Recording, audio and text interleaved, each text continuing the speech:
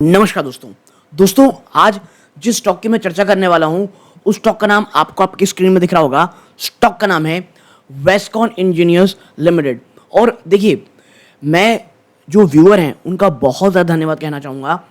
इतने अच्छे स्टॉक्स की जो मीडिया के तौर से थोड़ा दूर रहते हैं, जो बहुत ज़्यादा आप कह सकते हैं मीडिया में नाम नहीं आता, उन स्टॉक की चर्चा करने कहते हैं। और इसमें होता क्या दोस्तों, जो व्यूअर हैं उन्हें भी बहुत अच्छे अलग अलग सेक्टर के, स्पेसिफिकली अलग अलग सेक्टर के स्टॉक्स की जानकारी, स्टॉक की चर्चा हमको करने मिलती है। और कल या परसों किन्हीं ने ये वेस्कॉन इंजीनियर की बात की थी।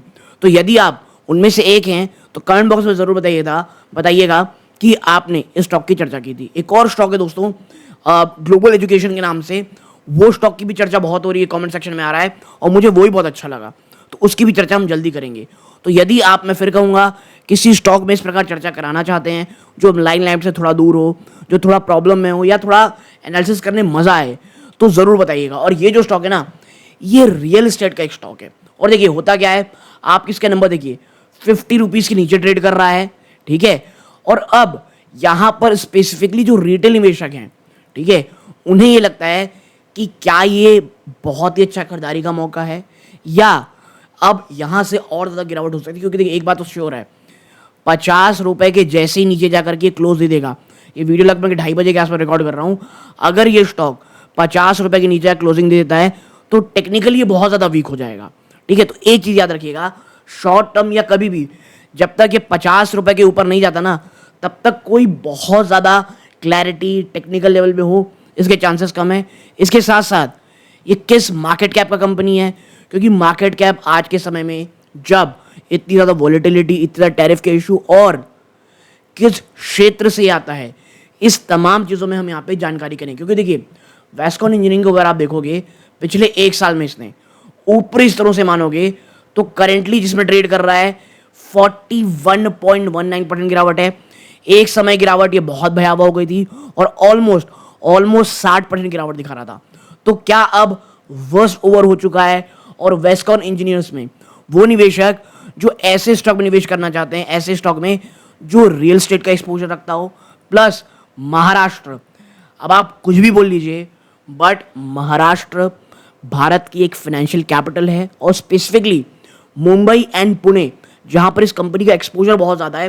देखिए कुछ कंपनी तो ये मेरे गृह स्टेट में बनाई है, छत्तीसगढ़ में भी कुछ प्रोजेक्ट्स, मैं इन्वेस्टर प्रेजेंटेशन देख रहा था तो पढ़ा भी, तो अच्छा लगा, तो उसकी बताई है। तो लेकिन मेजरली उस जगह काम करती है। और ये देखिए, ये दो तरह के काम करती है, एक ईपीसी प्लस रियल एस्टेट, ठीक है, एक रियल एस्टेट। बट पिछले कुछ समय से ईपीसी में कंपनी ने बहुत ज़्यादा फोकस किया। ईपीसी बहुत आम भाषा में बताऊँ, भैया आप एक काम दे दो उसको, सारा प्लानिंग वो करेंगे, मटेरियल वो लगाएंगे, तमाम चीज़ें वो करेंगे, और आपको पूरा प्रोजेक्ट बना के दे देंगे। तो ये ईपीसी होता है। और दूसरा रियल एस्टेट, ठीक है। तो चीज़ें किस तरह हैं, क्या है, प्रमोटर की होल्डिंग क्या है, प्लेज परसेंट है जी कि नहीं, इन तमाम चीज़ों में चर्चा करेंगे। लेकिन आगे बढ़ने से दोस्तों, आपकी स्क्रीन दिख रहा होगा, मात्र 14% हमारा वीडियो देख रहे हैं, चैनल सब्सक्राइब कर रखे हैं, आपका धन्यवाद। लेकिन अगर आप इन 86% में ना दोस्तों, प्लीज़ चैनल को सब्सक्राइब ज़रूर कीजिए। क्योंकि देखिए इस प्रकार की वीडियोस बनाने में मेहनत बहुत लगती है। भले ही आपके लिए बहुत छोटा कदम होता है उस लाल बटन को दबाना, बट हमारी इससे बहुत ज़्यादा ग्रोथ होती है दोस्तों, हमें बहुत मोटिवेशन मिलता है। और आप अपनी राय ज़रूर दीजिएगा, आपको क्या लगता है, कोई प्रोस्पेक्टस अलग लगता हो जो हम यहाँ चर्चा कर रहे हैं, वो बताइएगा। बस एक चीज़ याद रखिएगा, कोई भी बाइंग और सेलिंग रिकमेंडेशन नहीं रहती दोस्तों। आप कोई भी खरीदारी करें, प्लीज़ अपने वित्तीय सलाहकार की सलाह ज़रूर लीजिएगा। यहाँ पर जो भी इंफॉर्मेशन अवेलेबल रहती है हम बस डिस्कस करते हैं। आपकी क्या राय रहती है आप कमेंट बॉक्स में ज़रूर बताइएगा, और किसी अन्य स्टॉक में चर्चा करानी हो वो भी ज़रूर बताइएगा।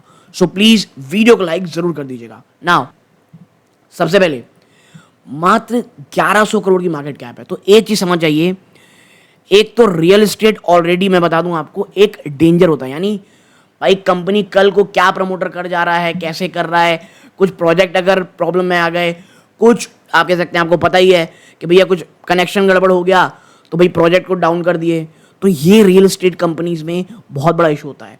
प्लस आप आप कह सकते हैं स्मॉल कैप या micro cap, small cap company के लेते हैं हम, इस प्रकार की कंपनी में निवेश कर रहे हो, तो आपका रिस्क फैक्टर ऑलरेडी बहुत बढ़ जाता है, ठीक है। तो ये चीज़ है, पहला रिस्क यहाँ पे थोड़ा ज़्यादा रहेगा दोस्तों, ठीक है। इसके साथ साथ स्टॉक की पी इंडस्ट्री की पी से आपको सस्ती मिल रही है, ये एक अच्छी चीज़ है। Price to book value almost same है, तो भैया वैल्यूएशन वाइज तो कोई प्रॉब्लम नहीं है। तो यहाँ से अगर मुझे ऐसा लगता है बाजार अगर अच्छा जाएगा, ये स्टॉक डेफिनेटली अच्छा करेगा। हाँ, अगर बाजार में गिरावट होती है तो स्टॉक में और ज़्यादा गिरावट हो सकती है। इसके साथ साथ आरओसी आरओई देखिए बहुत ज़्यादा अच्छा नहीं है, ठीक है। लेकिन भाई देखो इस किस एरिया में है, विस्कॉन इंजीनियर पुणे बेस्ड प्लेयर है जो इस पर काम करता है। और हमको पता है पिछले एक साल में ना महाराष्ट्र में इलेक्शन हुए हैं, और मैं आपको बता दूं इलेक्शन से पहले कोई किसी तरह कोई बहुत बड़े प्रोजेक्ट्स नहीं आते हैं, ये चीज़ रियलिटी है, ठीक है। तो मेरा ये मानना है आने वाला साल शायद ज़्यादा अच्छा हो, और बीजेपी गवर्नमेंट मुझे ऐसा लगता है जो काम काज है उस पर बहुत ज़्यादा फोकस करती है।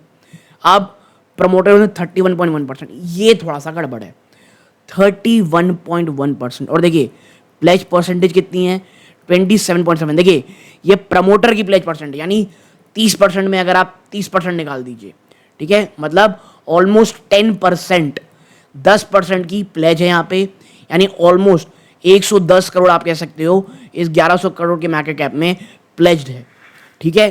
तो ये चीज़ भी आपको ध्यान रखना। अच्छा मुझे समझ में नहीं आता, प्लेज की बजाय आप कर्जा ले लेते भाई साहब, डेट टू इक्विटी ना के बराबर है यहाँ पे, ठीक है। लेकिन देखिए जो प्लेज है ना ये बैंक्स को ऑलरेडी किया हुआ है, तो आप एक भले ही डेट नहीं है ना के बराबर, लेकिन प्लेज तो है 10% का, उस पर निवेश कर रहे हैं।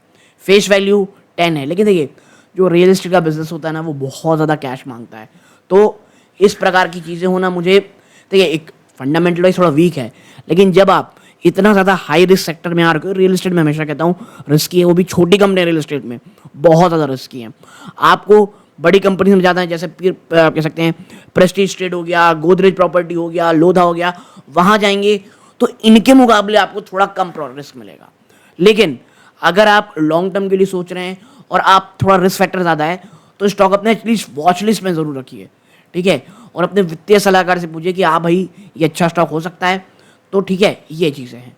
अब अगर हम नीचे चलते हैं, हम यहाँ पे देखते हैं कंपनी के क्वार्टरली नंबर्स, तो देखिए इस बार 387 करोड़ का रहा है, जो एक साल पहले 234 करोड़ के सामने बहुत शानदार था। 17 करोड़ के सामने 35 करोड़ रुपए का प्रॉफिट आया है कंपनी के पास दोस्तों, ठीक है। तो इस प्रकार की चीज़ें कंपनी ने काफ़ी अच्छी की है। देखिए आप इसको मत देखिए, ये एक अदर इनकम के कारण आपको बढ़ोतरी देखने को मिल रही है, वरना ये नंबर्स बहुत अच्छे आए हैं, ओके। नाउ अब अगर आप आगे देखोगे, आप सेल्स नंबर देखो भाई साहब, मार्च 2020 521 करोड़ रुपए मात्र, फिर 506 करोड़ कोविड का समय, उसके बाद बढ़ोतरी 657, 1019, 1053, 1073। पिछले 3 सालों में एक स्टैग्नेशन देखने को मिल रहा है, बढ़ोतरी हुई है लेकिन इस प्रकार की नहीं हुई है। तो भाई एक चीज़ और, स्टॉक में कहीं ना कहीं एक ठहराव आ रहा है। लेकिन देखिए मुझे ऐसा लगता है जो पिछला साल फाइनेंशियल 25 गया था ना, ये चुनाव के कारण उतना ज़्यादा अच्छा बिजनेस नहीं दे पा रहा होगा। प्लस देखिए एक तो सेंट्रल इलेक्शन प्लस महाराष्ट्र में इलेक्शन, ये दोनों ही चीज़ें एक बहुत बड़ी प्रॉब्लम है, तो ये चीज़ हो गई। अब ये चीज़ इसके साथ साथ अब अगर आप आगे बढ़ोगे, आप बैलेंस शीट देखो, 867 करोड़ का भाई साहब रिजर्व है कैश, तो कंपनी के पास कैश तो बहुत अच्छा है, ये काफ़ी अच्छी चीज़ है। इसके साथ साथ जब हम यहाँ पर आगे बढ़ते हैं, आप कैश जो ऑपरेटिंग एक्टिविटीज़ कितना है, तो देखिए एटलीस्ट कैश पॉजिटिव है कंपनी, ठीक है, कैश जनरेट की है 5 करोड़ रुपए का प्लस में, ठीक है। इसके साथ साथ अब अगर हम नीचे चलेंगे, आप देखें इस बार जो डेबिटर डेज रहे हैं वो 72 कह सकते हैं दिनों के रहे, यानी पेमेंट पिछले साल के मुकाबले कम आ रही है। इसके साथ साथ जो इन्वेंटरी है ये भी जल्दी बिक रही है, यानी 236 दिन की इन्वेंटरी है। और मैं बता दूं आपको, पिछला जो साल गया है, जैसे मैं बार बार कह रहा हूँ, इलेक्शंस का गया है तो इश्यूज थे, प्लस इलेक्शन के साथ साथ आपको पता होगा पिछला साल मानसून ना बहुत लंबा रहा, ठीक है, और अलग अलग जगहों पे पानी गिरता रहा, तो वो एक बहुत नेगेटिव फैक्टर था, ये चीज़ है। इसके साथ साथ अगर आप नहीं चलोगे तो ये एक बड़ा कंसर्न है, ये एक प्रॉब्लम, वो क्या है आप देखें। एक तो भाई साहब प्रमोटर, इनकी होल्डिंग कम थी, यहाँ कम हुई और यहाँ ने बढ़ा ली मार्च में, ठीक है, तो थोड़ी बहुत खरीदारी तो हुई है प्रमोटर की तरफ से। FIIs ने स्टेक अपना बढ़ाया है, 1% से अभी भी कम है लेकिन बढ़ाया है। मेन माल किसके पास है, पब्लिक 68% है, ठीक है। तो जब तक देखिए ये पब्लिक माल सेल करके इन दोनों में नहीं लाती ना, तब तक कोई बहुत अच्छी चीज़ें होंगी ये कह पाना मुश्किल है। ठीक है, तो देखिए प्राइमा फेसी आपको समझ में आया होगा कि स्टॉक ना एक ऐसे मोड़ पे है कि जहाँ से आपको बहुत अच्छा दिखा सकता है और बहुत ज़्यादा नेगेटिविटी दिखा सकता है। वो निवेशक जिनका रिस्क फैक्टर थोड़ा हाई हो, जो ट्रैक करते हो, देखिए प्लीज़ समझिए इस चीज़ को, सिर्फ एक वीडियो से मत समझ जाइए कि भैया हाँ स्टॉक अच्छा खराब हो गया। ये स्टॉक अभी बहुत छोटा है, इन्हें ग्रोथ बहुत ज़्यादा दिखानी है, बहुत ज़्यादा प्लीज़ इसे ट्रैक में रखिएगा, इसको लगातार हर क्वार्टर नंबर्स में ट्रैक करते रहिएगा।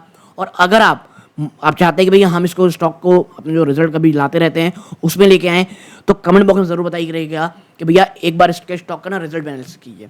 तो ये यहाँ तक उनके लिए हो गया जो एक छोटी आंसर चाहते थे। अब हम थोड़ा और देखेंगे कि इनके इन्वेस्टर प्रेजेंटेशन में क्या है। तो देखिए सबसे पहले देखिए कंपनी का जो ऑर्डर बुक है ये 2825 करोड़ के आसपास का है। ठीक है, और देखिए 2.8 टाइम्स इनके फाइन 25 के ईपीसी रेवेन्यू का। ठीक है, अब देखें तो external EPC order book government project, company को जो बिजनेस मिल रहा है वो गवर्नमेंट प्रोजेक्ट ज़्यादा मिल रहा है।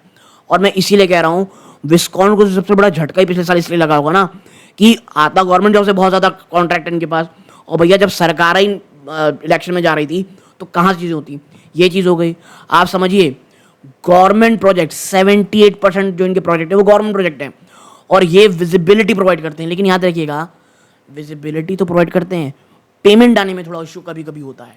ठीक है, तो no doubt order book clear है, 78% आता है, ये बहुत अच्छा है। आप देखिए 34,905 स्क्वायर फीट का रियल एस्टेट कंपनी बिजनेस किया है। देखिए ये जो रियल एस्टेट का बिजनेस है ना, ये थोड़ा सा ना इस बार वॉलेटाइल रहा है। मैं आपको बता दूं यहाँ से बिजनेस काफ़ी अच्छा होता था ईपीसी के मुकाबले, जिस बार रेशियो है थोड़ा कम है इनका रियल एस्टेट का, बट उसका रीज़न ये है कि कुछ वॉलेटिलिटी इशूज़ के कारण हुआ है। लेकिन हाँ, जिस प्रकार से हमने पता है अभी आरबीआई ने रेपो रेट कम किया है, ये जो प्रोजेक्ट है जो रियल एस्टेट का बिजनेस है वो मुझे लगता है तुरंत तो नहीं बट आने वाले 2 से 3 क्वार्टर में ना थोड़ा पिकअप करते आपको ज़रूर दिखाई देगा। ठीक है, नेट डेट 17 करोड़ की है, रेटिंग भी अपग्रेड हुई है कंपनी की। आप देखिए 225 करोड़ का नया ऑर्डर भी मिला है इनको रॉयल राइट्स प्राइवेट लिमिटेड से अप्रैल 25 में। ठीक है, तो मार्च क्वार्टर के बाद 225 का नया ऑर्डर है। 1090 करोड़ रुपए इसका हाईएस्ट एवर इनकम आई है कंपनी के पास, और 390 करोड़ का क्वार्टरली इनकम आया है अभी तक। ठीक है, तो देखिए कंपनी के पास ऑर्डर बुक भी विजन अच्छा है अभी भी। ठीक है, अब देखिए यहाँ पे हम यहाँ पे नहीं जाएंगे, हमको जो मेन चीज़ देखनी है, देखिए हम ये चलते हैं यहाँ पर कंपनी को आपको देखने को मिलेगा 2 चीज़, पहला ईपीसी, दूसरा है रियल एस्टेट बिजनेस। देखिए ये one of the leading EPC company है और मुझे ऐसा लगता है आने वाले समय में कंपनी यहाँ पे ध्यान देगी। लेकिन ईपीसी के साथ मैं इशू बता दूँ, बहुत लंबे लंबे प्रोजेक्ट्स होते हैं।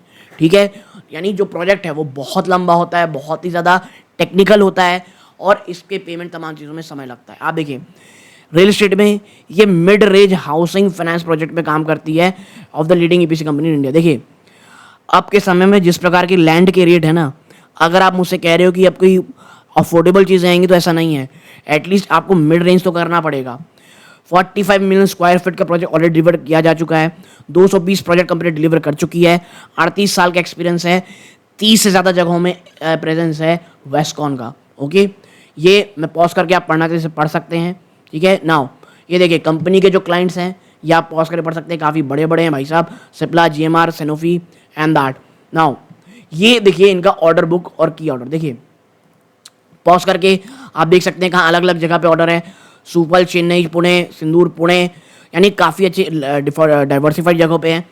अभी जो करंट ऑर्डर बुक है इनकी वो 2377 करोड़ रुपए की है।